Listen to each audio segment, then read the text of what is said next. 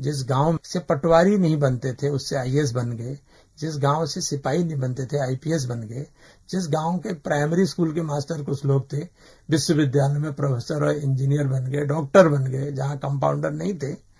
लेकिन इन सालों में सबसे दुखद ये रहा था, गांव समाप्त हो गया, गांव उजड़ गया। इस उजड़ने की पीड़ा को हमने कोशिश की है कि शब्द दिए जाएं, और शब्द देने में हमने थोड़ा सा ये सावधानी बरती है कि जिस गांव को अंग्रेज के अत्याचार में, गोरखों के अत्याचार में और कत्यूरी राजाओं और चंद राजाओं के लापरवाह शासन में जो किंगडम था, कुमाऊं वॉज ए किंगडम, तो उस समय ये गांव बड़े पुष्पित पल्लवित रहे। लेकिन जब देश आजाद हुआ, जब ऐसा लगता था हिंदुस्तान के गांवों की संस्कृति बहुत पुष्पित पल्लवित हुई कि ऐसा एक गांव नहीं है। और ये कहते हैं कि साहब 3,500 गांव जो है भुतहा हो गए। ये पलायन आयोग की रिपोर्ट है। ये हैं डॉक्टर गिरिजा किशोर पाठक। एक आदिम चरवाहा गांव की दास्तान नाम से हालिया उनकी पुस्तक प्रकाशित हुई है, जो कि मध्य हिमालय के एक गांव की खेतीबाड़ी, उसकी सभ्यता, संस्कृति के बसने और उजड़ने की कहानी को कहती है। डॉक्टर गिरिजा किशोर पाठक आईपीएस अधिकारी रहे हैं, 2019 में सेवानिवृत्त हुए हैं। मध्य प्रदेश में इनकी ज्यादातर सेवाएं रही हैं। इस वक्त भोपाल में रहते हैं। कई सारे मेडल्स आपको मिले हैं, यूनाइटेड नेशंस का सेवा मेडल भी मिला है, और इसके अलावा संयुक्त राष्ट्र संघ की पुलिस टास्क फोर्स में सेवा का अवसर भी आपको मिला है। सैकड़ों की संख्या में एडिटोरियल लिखते हैं लगातार अखबारों में।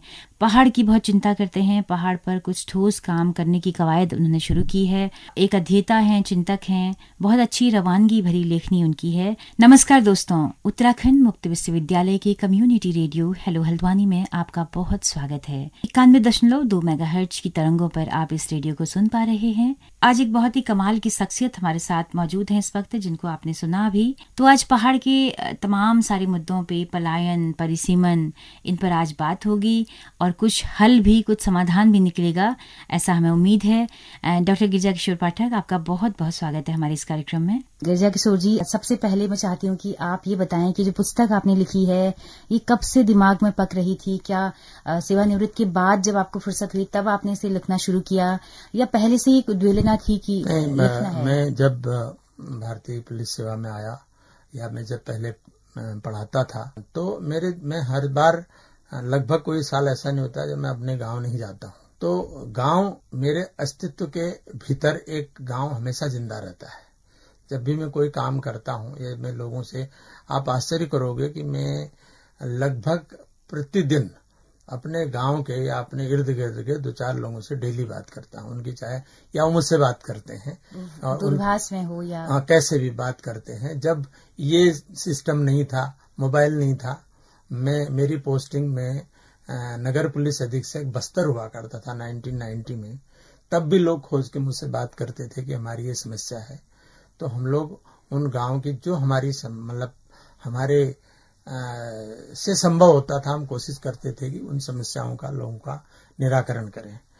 तो ये जो किताब है मेरी, एक आदिम चरवाहा गांव की दास्तान, ये दसौली का एक सब विलेज भजना, ये उसके बारे में हमने लिखा है कि 3-4 पीढ़ी पहले कई लोगों ने मिलकर के इस गांव को खरीदा, और बड़ा संपन्न गांव था। और जब हम छोटे बच्चे थे, खेलते थे, 7वीं 8वीं 9वीं के थे, और तो उस समय में उस गांव में इतनी रौनक रहती थी, इतने बच्चे खेलने वाले थे, औरतें, उस गांव का संगीत, उस गांव का होली, दिवाली, त्योहार, एक रौनक रहती थी। लेकिन ऐसा क्या हुआ कि इन 75 सालों में कि गांव बड़ा से के लोग बड़े संपन्न हो गए, लेकिन गांव विपन्न हो गया, गांव समाप्त हो गया। मैंने इस बात को एक संक्षेप में भी लिखा है। जिस गांव से पटवारी नहीं बनते थे उससे आईएएस बन गए, जिस गांव से सिपाही नहीं बनते थे आईपीएस बन गए, जिस गांव के प्राइमरी स्कूल के मास्टर कुछ लोग थे विश्वविद्यालय में प्रोफेसर और इंजीनियर बन गए, डॉक्टर बन गए, जहां कंपाउंडर नहीं थे।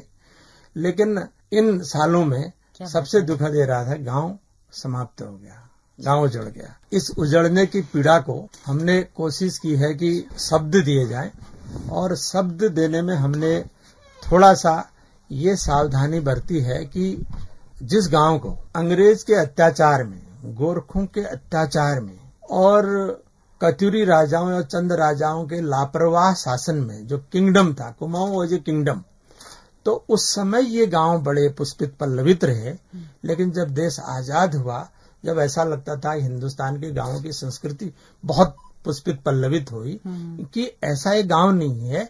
और ये कहते हैं कि साहब 3,500 गांव जो है भुतहा हो गए। ये पलायन आयोग की रिपोर्ट है। तो अब ये ऐसा क्यों है, इस पे अपने को सोचना पड़ेगा। और अपने को इस पे मुझे लगता है कि जो अब मैं सोचता हूं कि जो हमारी सत्ता की पहुंच है, अब आपके दिमाग में सवाल उठेगा कि आदमी पलायन क्यों कर रहा है। जैसे हिमाचल बना तो हिमाचल की सत्ता शिमला गई, पहाड़ में गई, उन्होंने, वो पंजाब से अलग हुआ राज्य था, हमारा उत्तराखंड उत्तर प्रदेश से अलग हुआ, लेकिन हम देहरादून से आगे नहीं बढ़ पाए। जब हम आगे नहीं बढ़ पाए तो आज के आदमी की एक विशेषता है कि आपने दुनिया को छोटी कर दिया है।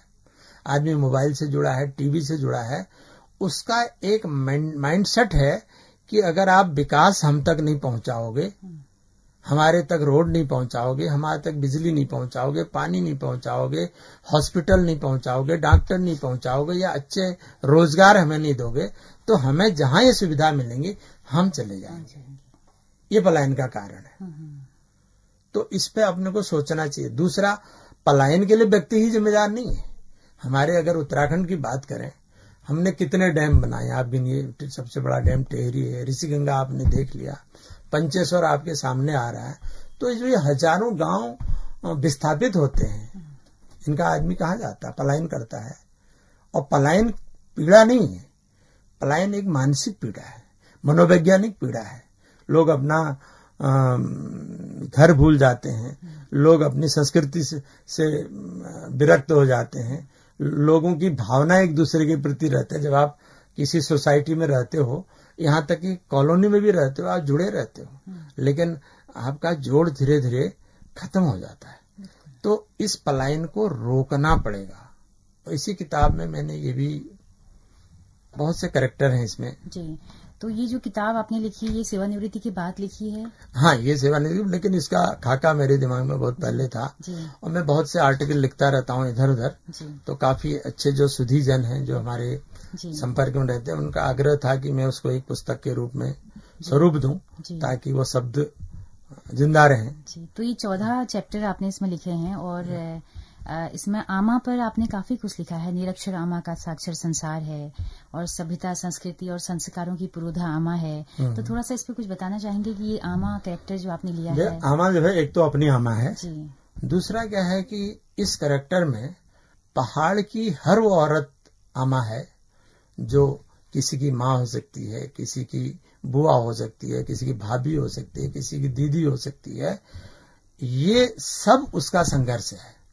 पहाड़ की विडंबना है कि यहाँ 90% जो पुरुष है, हमारी अम्मा कहा करती थी कि पहाड़ जन जन्मो चल, देश जन जन्मो बल। पहाड़ जन्मो चल माना लड़का अगर पहाड़ में पैदा होता है उसको पलायन करना ही है, क्योंकि कोई जॉब के साधन नहीं है। ये आज से 100 साल पहले की बात है। देश जन जन्मो बल, अगर प्लेन में अगर भैंसे का पाड़ा होगा तो सबसे पहले उसको बैलगाड़ी में जोत दिया जाता है, तो उसके लिए दुख है। तो वो कहती थी, तो हम उस समय उस बात को नहीं समझते थे। बाद में समझ में आया कि अब जो हमारा पलायन है, आदमी तो बाहर चला जाता है, चाहे कहीं भी जाएगा रोजी रोटी के चक्कर में, तो सारा पुरुषार्थ जो है एक औरत के हिस्से है। चाहे वो सभ्यता का हो, चाहे संस्कृति को हो, चाहे वो खेत बचाने को हो, मकान बचाने को हो, छोटे बच्चों को पढ़ाने का हो, ये सारी जिम्मेदारी सभ्यता, संस्कृति, तिथि, त्योहार, बेटी को बिटौली देना है, बहू की केयर करनी है, नाती पालने हैं, पोते पालने हैं, उनको बड़ा करना है, खेती बाड़ी है, गाय बैल है, भैंस है, जल है, जंगल है, जमीन है। ये सब एक किसी औरत के इर्द गिर्द ये चक्र घूमता है, और वही आमा संघर्ष के साथ उसको पूरा करती है, वो उसका पुरुषार्थ है।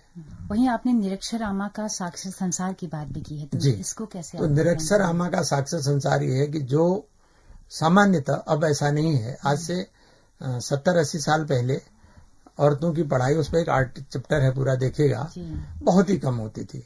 तो मेरी ईजा बताती है कि उसकी ईजा की शादी 7 साल में हो गई, 7 ईयर में। 7 ईयर में हो गई तो वो नहाने गई, जो पानी का धारा बोलते हैं यहाँ जो नल होते हैं वो समझ नहीं सकता है कोई, तो गई तो अपना जो उस जमाने में झगुला होता था उसको लटका के घर आ गई। अब ससुराल की बात थी तो लोगों ने कहा कि क्या कर रही तू तो बहू है, ऐसे कैसे आ गई। 7 साल में शादी हो रही है, मेरी जागी 12-13 साल में, अम्मा की 11 साल में हुई। तो एजुकेशन बहुत नहीं होती थी, लेकिन जब एजुकेशन नहीं होती थी उनको काम करना पड़ता था, उनका काम कोई थोड़ी करेगा। तो लेकिन वो सारी चीजें मेजरमेंट की चीजें हैं और देने की चीजें, नाई माण पैसेरी जिसको कहते हैं, और उसके बाद वो क्या कहते हैं पौवा आधा डेढ़ो ढाम करके, जैसे 5 बीसी 3 वो कहेंगी तो 5 बीसी माने 20 पंचे 100, 3 मीन्स 103 हो गया। वो कहेंगे 5 बीसी 3 रुपया उसको दे रखा, उसके लौटाना मतलब 103 लौटाना है। This was the mathematics. तो वो कैसे अपने जीवन के अर्थशास्त्र को चलाती थी, किस तरह उनकी काउंटिंग रहती थी, चाहे अनाज के बारे में हो, चाहे खरीदारी के मामले हो, चाहे पैसे के मामले में। ये है वो एक निरक्षर व्यक्ति का जो साक्षर औरत का साक्षर संसार है, उसको मैंने एनालिसिस किया है कि वो कैसे जिंदा रहती है। वो हमारी मैथमेटिक्स से उनकी मैथमेटिक्स ज्यादा मजबूत थी, स्ट्रांग थी। तो ये सर्टिफिकेट वाली साक्षरता उनके लिए कभी आड़े नहीं आई, कभी आड़े नहीं आई। वो बता देती थी, भले ही वो पोस्टमैन के या किसी सरकारी दस्तावेज में अंगूठा लगाती थी, लेकिन आज के जब हम छोटे छोटे थे पढ़ते थे तो पहाड़ा सुनती थी हमसे। वो हमारी आमा हमसे पहाड़ा सुनती थी, जब 18 का पहाड़ा गलत बोला तो बता देती थी तुमने गलत बता दिया, क्योंकि उनको वो बहुत लोगों को सुनते सुनते उनको याद था। मतलब मेरे से पहले भी मेरे भाई पढ़े होंगे, मेरी बहन पढ़ी, तो मेरे चाचा जी पढ़े, तो दिस वाज द थिंग। तो ये जो साक्षरता है ये सबसे उनके काम आती थी। आपने जो गिरिजा किशोर जी आपने ये बात कही कि जिस गांव में सिपाही नहीं बना वहां आईपीएस बन गया और डॉक्टर बन गया, प्रोफेसर बन गया, कैसे हुआ ये कमाल? एक छोटे से गांव में इतने सारे अवसर कैसे मिले? क्या पलायन? देखिए जैसे आपके पिताजी क्या पलायन कर चुके थे? नहीं, तब मेरे पिताजी अध्यापक थे, उन्होंने गांव कभी नहीं छोड़ा। जब हम उनके बड़े बेटे जो MBBS करके MS करके, मेरे बड़े भाई और मैं सिविल सर्विस में निकल गया, उसके बाद उनको लकवा पड़ गया। 92-93 की बात होगी, गांव में रहते थे। तो उसके बाद उनको इलाज के लिए, भैया उस समय हमारे टिहरी में थे, CMO थे उस समय, तो उसके बाद फिर वो इलाज के लिए गए, तो फिर थोड़ा उम्र हो गई, हमारे साथ ही रहने लगे। तो बेसिकली हम लोगों को, हमको पढ़ाने का उन्होंने, हमारे जो दादाजी थे इसमें आया है, वो एक बहुत बड़े यायावर थे, वो घूमते रहते थे। सामान्यतः हमारे लोगों के में ये कहते हैं कि जो अंग्रेजों ने सब कुछ देखा, भ्रमण किया, देखा और उन्होंने लिखा, है ना। नैन सिंह रावत के बारे में कहते हैं कि उन्होंने ही, वो ट्रेवल के गुरु थे उनके, अंग्रेजों ने बहुत ट्रेवल, उन्होंने, पहाड़ का आदमी सबसे ज्यादा ट्रेवल करता था, लेकिन उसकी साक्षरता नहीं थी, भोजपत्र में लिखते थे, उसको प्रिंटिंग का कोई साधन नहीं था। अगर जो उस आज से 1 पीढ़ी पहले, 2 पीढ़ी पहले के लोग नोट लिखे होते, इतना आता, तो वो सबसे ज्यादा पहले नोट उनके चलते, या एटकिंसन या और लोगों के नहीं चलते, क्योंकि उस समय उनके पास संसाधन नहीं। मेरे दादाजी 3 बार कैलाश मानसरोवर गए थे, 3 times, and he was a wonderful traveller. Travelling में ही उनकी डेथ हो गई थी। Then after 21 days my father got letter from Haldwani कि उनकी यहाँ डेथ हो गई, तो उन्होंने उनका अंतिम संस्कार किया था। तो मेरा ये कहना है कि यहाँ का आदमी, उत्तराखंड का आदमी बहुत बड़ा ट्रेवलर था, लेकिन उसके ट्रेवलिंग की कहानी नहीं थी, क्योंकि उन्हें शब्द नहीं मिले थे उसको। अब क्या मतलब कि जो नैनीताल की झील थी, नैना झील, है ना, नैना झील के अंग्रेजों के आने से पहले झील थोड़ी नहीं थी, झील तो थी, है ना, लेकिन अंग्रेजों ने उसको प्रचार प्रसार किए, शब्द दिए, तो क्या कहते हैं 1836 में छप गया, वहां कलकत्ता के गजेटियर में छपा कि भाई अल्मोड़ी में एक झील है, वो नैना झील जो है वो नैनीताल बन गई है। तो ये बेसिकली हमारे पास सब कुछ था, लेकिन हमारे पास शब्द छापने के संसाधन नहीं थे, तो वो बड़ी चीज थी। बाकी आपने बहुत सारी चीजें इसमें बताई हैं इस किताब के जरिए, कि उजाड़ बखई के पीड़ आपने कही है, पलायन से दरकती जो लोक सभ्यता की जो आपने बात की है, एक प्रवासी भी आप हैं, तो एक प्रवासी किस तरह से आज पहाड़ को देख रहा है? आपने कहा कि मैं कोई दिन ऐसा नहीं रहा कि 2-3 पहाड़ियों से मैंने बात ना की हो, ये उस समय की आप बात बता रहे हैं, तो इससे समझ में आता है कि आप कितना सचेत हैं अपने पहाड़ के प्रति।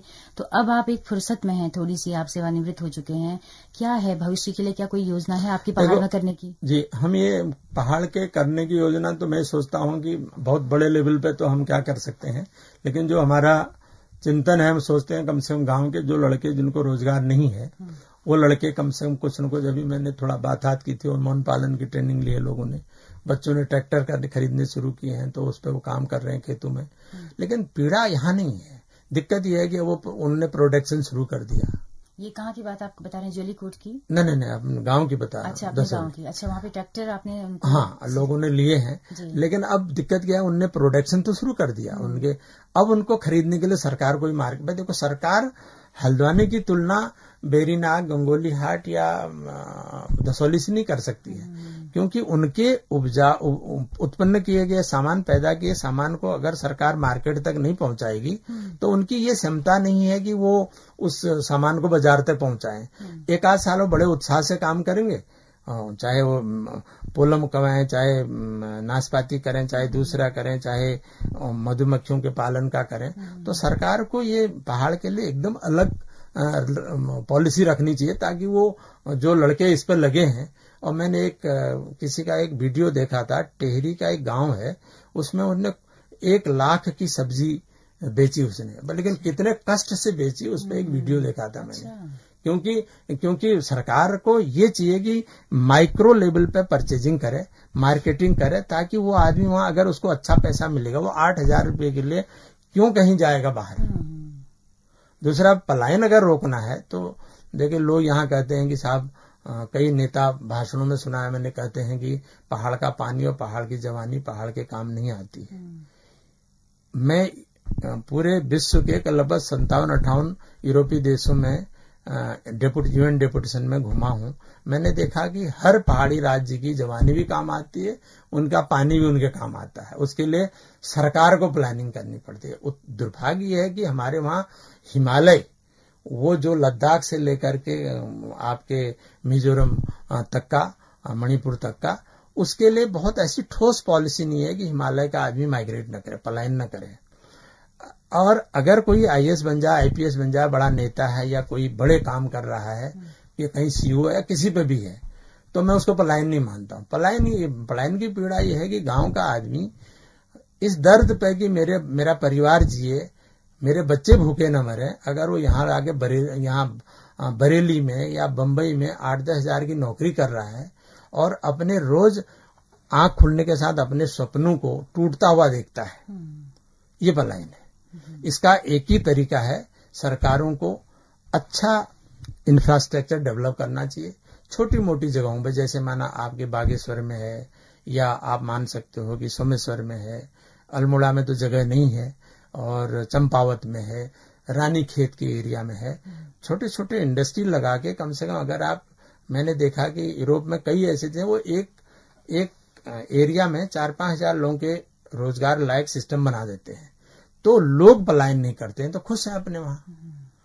तो अगर आप छोटे छोटे इंडस्ट्री लगा दोगे, इंडस्ट्री का मतलब केवल उनकी भी तो डिमांड है ना, आप उनका डिमांड कहां से पूरा कर रहे हो, आप हल्द्वानी से भेज के कर रहे हो। अगर आप वो प्रोडक्शन की चीजों को वहां लगाइए तो उनकी डिमांड भी पूरी होगी, रोजगार भी मिलेगा, तो पलायन नहीं होगा। पहाड़ के अगर एक छोटे कस्बे खुले हैं, हाँ, वहाँ पे एक टीचर भी है, जी, शिक्षक, जी, हर पद बिल्कुल है। अब वो कहाँ का सामान खा रहा है, से बात की, वो लौकी सब्जी भी नहीं मिलती गाँव में, हल्द्वानी की सब्जी, वो हल्द्वानी खरीदे। अब आप जो बच्चे लगा रहे हैं उनको प्रमोट करिए, तो वो वहीं का इन्वॉल्व हो जाएगा। बिल्कुल, दूध वो आंचल का पी रहे हैं वहाँ पर। बिल्कुल, तो यहाँ तक कि मतलब बहुत चीजें हैं, आप छोटे छोटे उद्योग लगा करके, छोटे छोटे क्लस्टर बना करके, शहद का ही वो है, और ये कुछ लोगों ने ब्रोंज का किया है।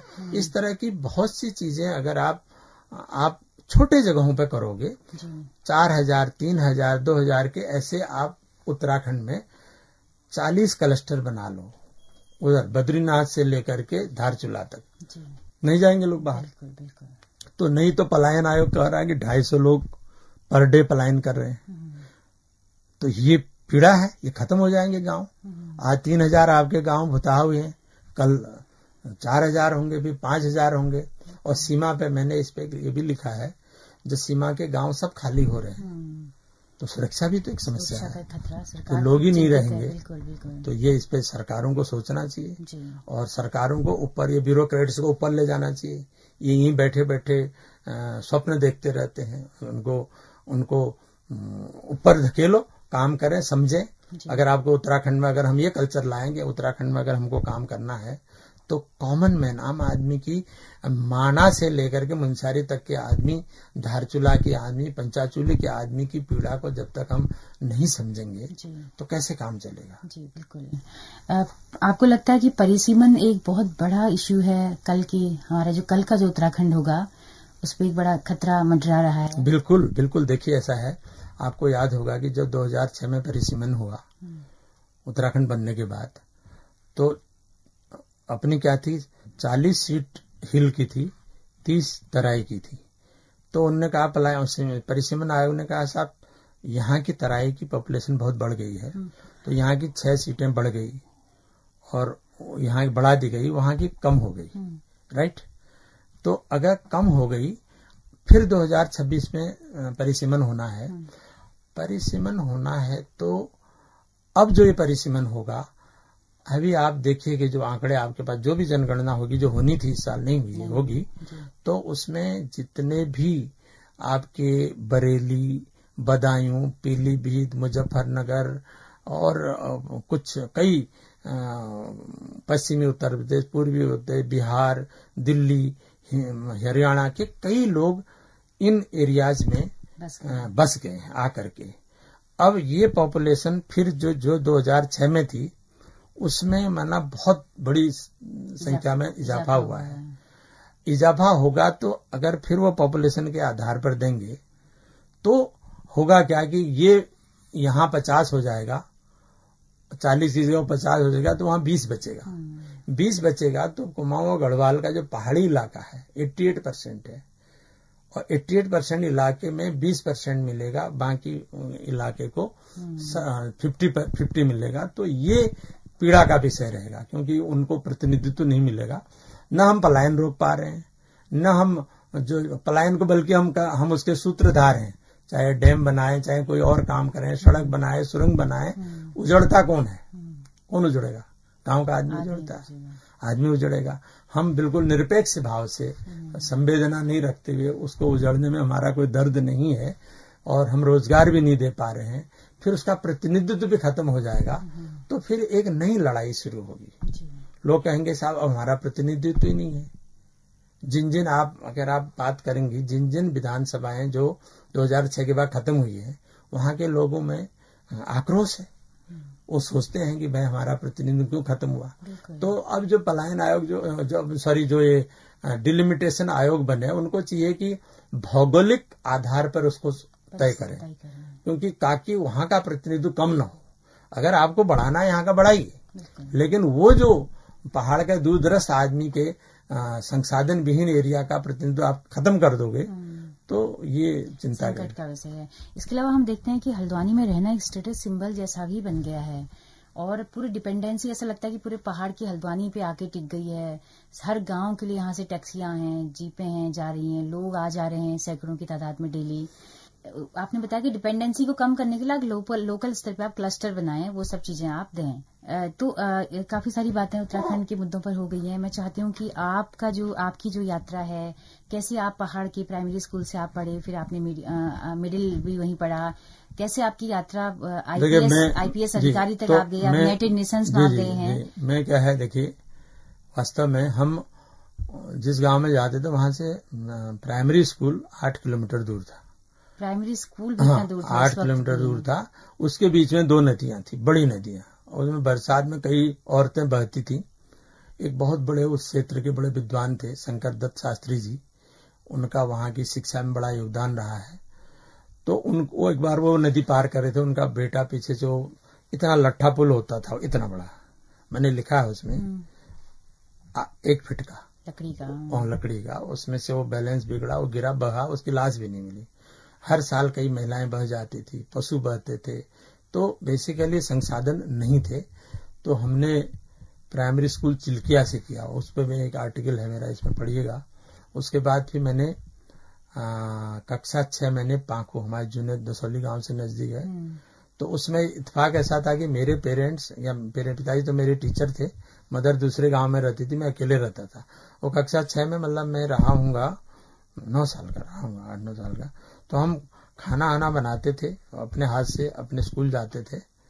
तो एक बार मेरे हाथों में इतने मेला काला हुआ था, तो ये लक्ष्मण सिंह मां साहब वो इंग्लिश पढ़ाते थे, उन्होंने कहा, वो पिताजी के जानते थे, उन्होंने कहा कि पाठक जी एक धुए लिया, बहुत मैल है। तो अपने को इतना ठंडा पानी इतना वो सूट नहीं करता था, मतलब एकदम मन ही नहीं करता था, तो बहुत कठिन। तो जब 6 का एग्जाम दिया तो मैंने पिताजी से कहा कि मैं नहीं पढ़ूंगा। और मैं एक बात बता रहा हूं आपको, इतनी कठिन परिस्थिति के कारण ही आपने देखा होगा कि हजारों बच्चे पहाड़ के भाग जाते थे। कोई बर्तन धोता था बरेली में, कोई दिल्ली में धोता, क्योंकि उनकी परिस्थितियां विषम थी। माँ बाप उसको सपोर्टिव, जैसे उनके लिए खेती बाड़ी दूसरा तीसरा ज्यादा इंपॉर्टेंट थे बच्चों की पढ़ाई के पीछे। तो फिर मैंने पिताजी से बगावत की कि मैं नहीं पढ़ूंगा। तो उन्होंने कहा कि क्यों नहीं पढ़ोगे? मैंने कहा ये नहीं हो सकता हमसे, या तो आप हमारे लिए। फिर उन्होंने कोई साधन नहीं निकाला। तो एक बार हमारी बुआ आई थी, तो उन्होंने मुझसे कहा कि भूलू तू मैं वहां जाइए, मैं पढ़िए। तो मुझे बिल्कुल संजीवनी जैसी लगी। तो मैंने याद आई, मैंने कहा मैं वहां जाता हूँ। मैं वहां गया, बुआ ने मुझे 2 साल 7th-8 पढ़ा। मैं वहां भी एक बार वो घाघरा नदी थी जो सरयू में मिलती, बाद में गोमती के साथ, उसमें बह गया मैं एक बार। मतलब पहाड़ की हर तरह की जिंदगी बड़ी कठिन है, उस समय थी, अब और अच्छी हो गई है। जब कठिन बहुत जिंदगी थी, लोग बहुत अच्छा पढ़ते थे, बहुत सरल हो गई। तो अब लोग उतना अच्छा नहीं कर पा रहे हैं गांवों से। ऐसा नहीं कि बच्चे सब अच्छा कर रहे हैं। तो फिर उसके बाद फिर मैंने कांडा से पढ़ा, हाई स्कूल किया। उसके बाद क्या हुआ कि मैंने एक महामना के बारे में 10th में एक आर्टिकल पढ़ा था। Then I asked my father कि आफ्टर 12th कि मैं BHU जाऊंगा। पिताजी ने कहा नैनीताल जाओ, DAV से पढ़ लो। मैंने कहा नहीं। तो बहुत जिद्दोजहद के बाद फिर वो एग्री हुए। मैं 250 रुपया उन्होंने दिया, मैं चल दिया। तो मैंने तो ट्रेन ही नहीं देखी थी। First time I came to the Kathgodam. तो उस KMO की बस में आ रहे थे, तो एक बगल में किसी एक फौजी था, उनने मेरा चेहरा पढ़ा होगा कि बहुत परेशान है, जैसा पूछा उसका कि बोला कहाँ जाना है? तो मैंने कहा मुझे जाना तो बनारस है। तो बोला कहाँ से रहते हो? यहाँ। इत्तेफाक ऐसा था कि वो पिताजी का पढ़ाया हुआ स्टूडेंट था। अच्छा। उनने मुझे मेरा टिकट भी लिवा दिया, मुझे खिलाया भी, मिलिट्री कंपार्टमेंट में रखा। फिर मुझे अपने साथ ही, उनको सिलीगुड़ी जाना था, लखनऊ से ट्रेन बदली, वहां ले गए। मेरे ताऊजी संपूर्णानंद विश्वविद्यालय में पढ़ाते थे, मैं कुछ दिन उनके वहां रहा। फिर BHU में गया और फिर वहां से मैं ग्रेजुएशन किया, पोस्ट ग्रेजुएशन किया, और ये कहानी रही। बाद में कुछ साल पढ़ाया भी। फिर उसके बाद मैं सक्सेस दे दी ईश्वर ने, मैं यहाँ पहुंच गया। यहाँ पहुंचने के बाद लेकिन मैंने पढ़ना लिखना नहीं छोड़ा। तो काफी आर्टिकल्स जो अभी हम लिखते रहते हैं, जो हमें पहाड़ पे ज्यादा लिखता हूं मैं, बाकी इंटरनेशनल डिप्लोमेसी में, रिलीजन पे, और जो साहित्य की पत्रिकाएं हैं उन पर भी लिखता हूं। और मुझे पौराणिक चीजों पे शोध करने का और लिखने का अच्छा शौक है। और पहाड़ पे तो पहाड़ का हर बिंदु, हर चीज, मैं हर न्यूज पढ़ता हूँ, हर चीज देखता हूँ, हर आदमी की वेदना और संवेदना दोनों को महसूस करता हूं कि हम कुछ इसके लिए सोचें। और पॉलिटिकल लोगों को भी लिखता हूं कि भाई ये ऐसा होना चाहिए। मुझे मालूम है कि उनको हमारा लिखे का कोई बहुत महत्व नहीं है, लेकिन मुझे ऐसा लगता है कि आपकी आवाज या किसी और की आवाज का बड़ा महत्व है। अगर आप 100 लोग एक बात को कह रहे हैं तो उसको कोई न कोई तो सुनेगा। तो हमको ये नहीं कहना चाहिए कि हमारी कौन सुनेगा। आप कहिए, कहीं न कहीं तो सुनेंगे, ऐसा मेरा सोचना है। बिल्कुल बिल्कुल। हथौड़ी की आखिरी चोट असर करेगी। जी। आप पुलिस सेवा में रहे हैं, तो एक सवाल पुलिस को लेकर भी करना चाहूंगी। आज तो पहाड़ों में छोटी छोटी चौकियां खुल गई हैं, अपराध भी पांव पसार रहा है पहाड़ की तरफ को। अकेले कोई घर में बुढ़िया को कोई देखता है तो चोरी चकारी करके ले जा रहे हैं, मार भी दे रहे हैं। तो इस तरह की घटनाएं भी हुई हैं। पुलिस जो व्यवस्था है अभी की, इतना बदलाव उसे करना चाहिए खुद। देखिए, एक तो पहाड़ की सबसे बड़ी विडंबना ये है कि ये जो पहाड़ का जो ग्रामीण पुलिस व्यवस्था है वो पटवारी सिस्टम पर निर्भर करती है। वो पटवारी सिस्टम, इस पर लिखा है मैंने, आप पढ़िएगा, वो मृत हो गया है। क्योंकि देखिए एक तो अकेला आदमी है और दुनिया बहुत बदल गई है और ऐसा माइग्रेशन हो गया है पहले गांव में कोई अपराध नहीं होता था। अब क्या हो गया कि उसी गांव में इतने इतने जगहों के लोग आ गए हैं, मतलब गांव की औरतें, गांव के लोग खुद अपने को उस गांव में सुरक्षित नहीं महसूस करते हैं, क्योंकि शहर में माइग्रेशन मल्टी लेवल पर रहता है, कॉस्मोपोलिटन कैरेक्टर हो जाता है सर। गांव में ऐसा नहीं था। अब जिस तरह गांव में लोगों का, बाहर के लोग अंदर आ रहे हैं, जिस तरह के रेप की घटनाएं कई मैंने पढ़ी है, और महिलाओं के बीच में आप पढ़िएगा कि हमारे गांव में कई औरतों की जो मृत्यु को उन्होंने, पटवारी ने डिक्लेयर कर दिया कि नेचुरल थी। लेकिन मैं आज भी बता रहा हूं, this is written in my book, कि अगर उनकी इन्वेस्टिगेशन हुआ होता तो हस्बैंड जेल जाता। हिंसा थी। सारे लोग कहते हैं कि भाई उसने मारा अपनी पत्नी को। तो ऐसे कई लोग हैं। तो मेरा कहना यह है कि हमको एक तो पटवारी सिस्टम को, हम यहाँ के हाई कोर्ट ने कहा कि नहीं, इस सिस्टम को खत्म करो, तो सरकार सुप्रीम कोर्ट चले गई कि हमारे पास पैसा नहीं है। भाई तुम जितना, बहुत चीजें आप कर रहे हो जिसमें कि पैसा का दुरुपयोग हो रहा है, जन सुविधा वाले काम को आप आगे बढ़ाइए। लोगों की नीड है, लोग बाहर से आ रहे हैं, उनको सुरक्षा चाहिए। जिस एरिया में सुरक्षा नहीं होगी वहां उद्योग भी कौन लगाएगा, है ना। छोटे छोटे अब तो कस्बों में क्राइम होने लगे हैं, तो ये क्राइम का होना चाहिए। दूसरा, जैसे जो बड़े शहर हैं उनमें आयुक्त प्रणाली भी लागू होनी चाहिए ताकि वो इंडिपेंडेंट होकर जिम्मेदारी को ले सकें। और तीसरा, जो पुलिसिंग के लिए, ये एक उत्तराखंड ऐसा सेक्टर है कि इसमें ITBP, BSF, SSB Nepal border पर काम करती है, आईटीबीपी चाइना बॉर्डर पर काम करती है। उनको सशक्त बनाने के लिए ग्रामीण और इन बलों का कोऑर्डिनेशन भी हमें करना चाहिए, जितना कोऑर्डिनेशन होगा, क्योंकि हम संकट कभी आके नहीं बताता। बिल्कुल। तो इस पे मैंने आई हैव रिटन इन। जी। दुर्घटनाएं भी एक बड़ा इश्यू आज बन गया है। अगर हम शहर महल में अगर देखें तो आए दिन, मतलब कि रूटीन बन गया दुर्घटना का एक बहुत बड़ा कारण ये है सुनीता जी कि जो हमारा ड्राइवर है, जो गाड़ी की सीट पे बैठता है, उसको जो लाइसेंस देने में जब तक हम बहुत कठोरता नहीं करेंगे, आप आश्चर्य करोगे। मैं अच्छा ड्राइवर हूं, जब मैं संयुक्त राष्ट्र संघ में डेपुटेशन पे गया था, मैं 2 बार फेल हुआ था। अच्छा। तीसरी बार पास हुआ था, क्योंकि उनका वो गाड़ी देते ही नहीं बिना, जब तक आप गारंटी न हो जाए आपके हाथ की कि आप किसी को नहीं मारोगे, तब तक आपको लाइसेंस देंगे। उनका अलग लाइसेंस बनता है।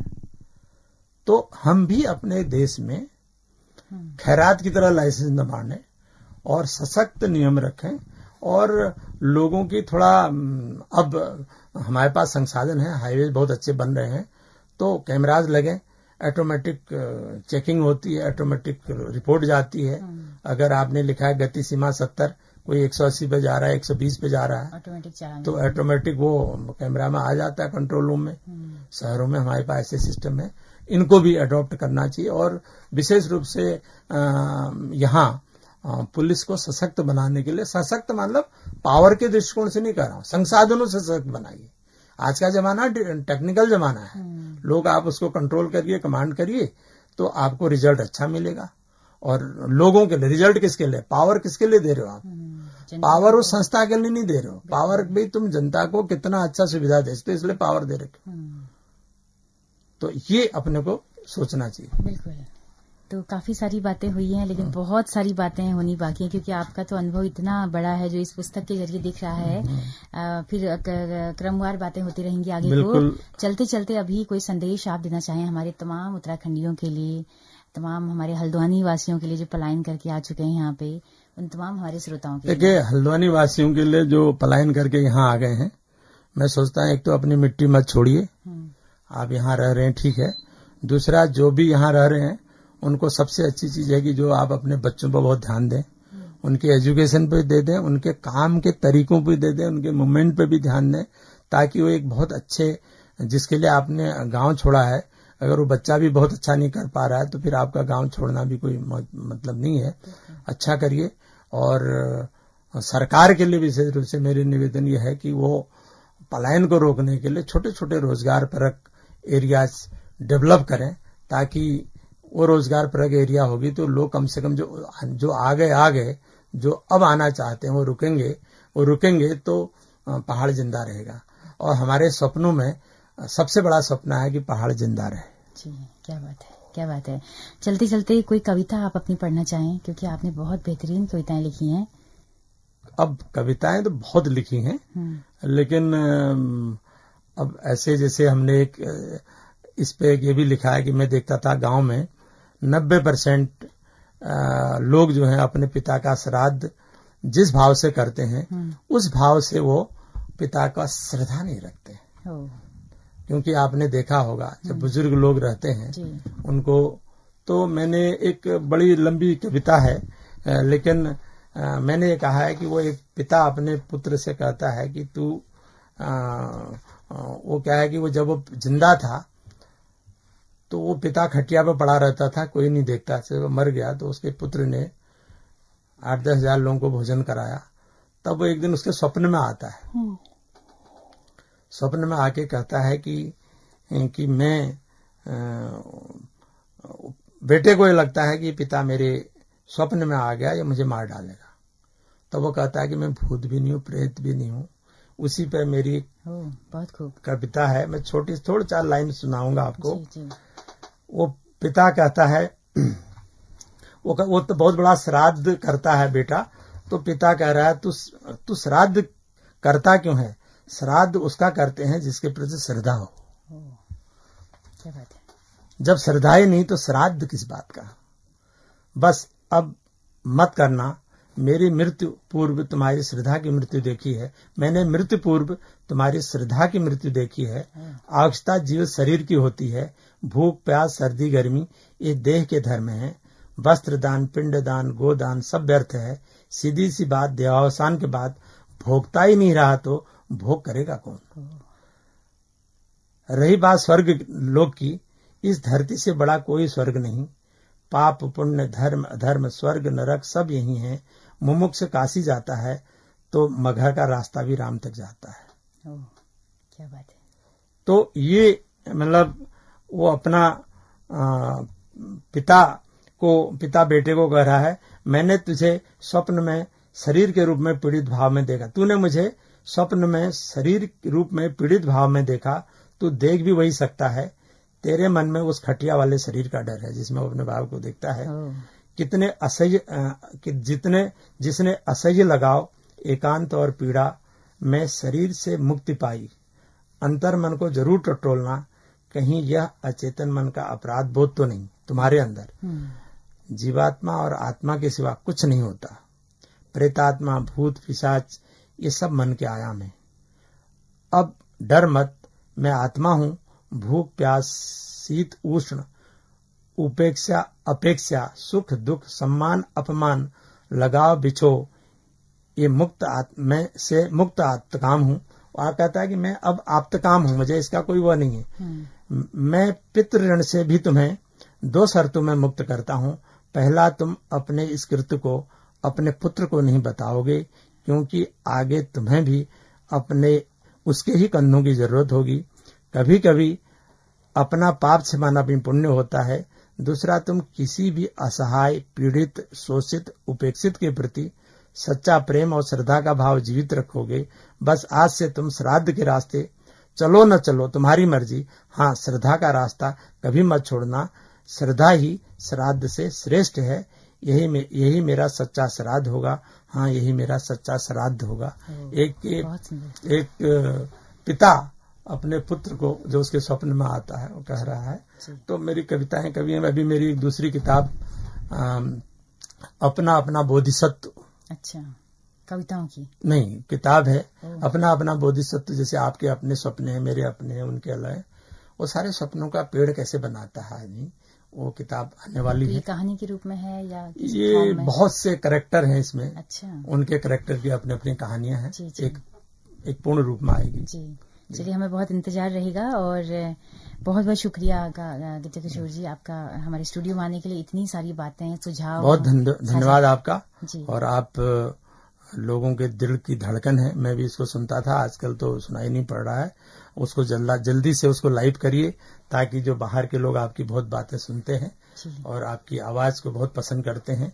और प्रस्तुतिकरण को पसंद करते हैं, और हम इस तरह हर पहाड़ी के संघर्ष के लाठी बन सके, तो ये हम सब के लिए बड़ी बात है। क्या बात है, बिल्कुल आपका सुझाव सर आंखों पे रहेगा। तो दोस्तों, आप सबका भी बहुत बहुत शुक्रिया इस कार्यक्रम में अंत तक हमारे साथ बने रहने के लिए। अगर आपको ये बातचीत पसंद आई हो तो अपना फीडबैक हमें जरूर दीजिएगा। जैसा कि हम बताते हैं कि हमारा रेडियो एक कम्युनिटी रेडियो है, सामुदायिक रेडियो है, जिसकी पहुंच रेडियो में केवल हल्द्वानी शहर तक है। लेकिन अगर आप दूर दराज पहाड़ों में या देश के किसी भी हिस्से में इस रेडियो को सुनना चाहते हैं तो हमारे यूट्यूब चैनल के जरिए इन कार्यक्रमों को आप सुन सकते हैं। आपके फीडबैक का हमें बहुत बेसब्री से इंतजार रहेगा। इसी के साथ अपनी रेडियो मित्र सुनीता भास्कर को दीजिए इजाजत। नमस्कार।